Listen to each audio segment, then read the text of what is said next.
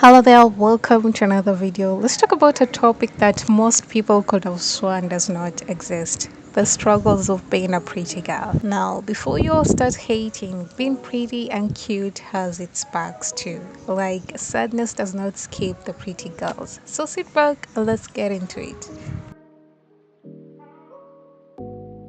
Let's be honest, pretty privilege is a thing. That's a real thing. But what people don't say is that it comes with a lot of projections, assumptions, and pressure to keep up. People see a pretty face and immediately think that your life is smooth and perfect. It's like you have a trust fund somewhere and a perfect man and some boasted confidence. But in reality, oh honey, you can't even draw a perfect eyebrow if your life depended on it, you know?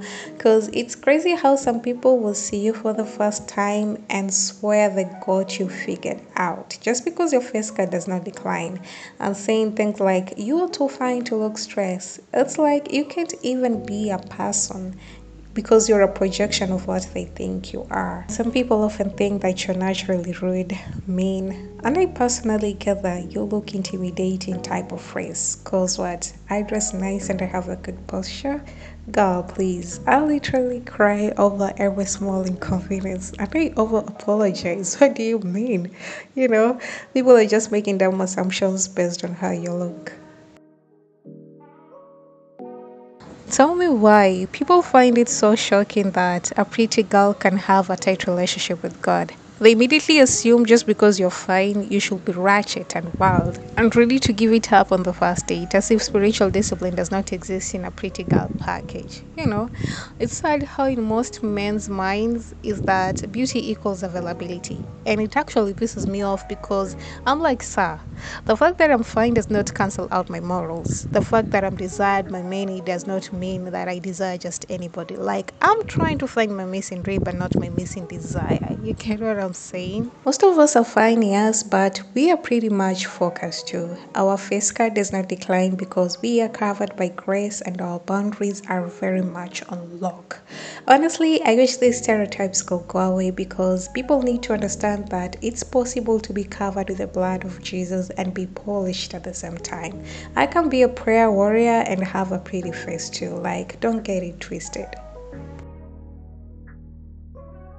It's cute to be called cute until you realize that these men want to talk to you only because they think that you're an ego boost or something and have no intention of treating you better or right. Don't get me started on the popular assumption that you have a lined up roster and options, but in reality, your DMs are as dry as the sea Moses parted, And it's funny how they start off strong, and the next thing you know, you are paying your own Uber back home after he split the check. And you're like, sir, what happened to giving me the world? Like everyone wants to date you until they actually get a taste of your standards. Pretty privilege is cute and real, but when it comes to dating, it's not a fairy tale at all. It's a full blown stand up comedy show. So apparently there is this unspoken rule that culture loves to push that if you're pretty, you're not allowed to be stressed. Literally, you can't be allowed to go through it because apparently good looks comes with an emotional immunity or something like that, and you're like, please make that make sense. We live in an Instagram era where if a pretty girl shows some sort of vulnerability, people get confused and ask questions like, oh, but you have everything. What could you be sad about? And you're like, girl, what does me glowing on the gram have to do with my mental health? Like what people don't get is that pictures don't show the late night breakdowns. And it's almost like people make you feel guilty for even feeling down.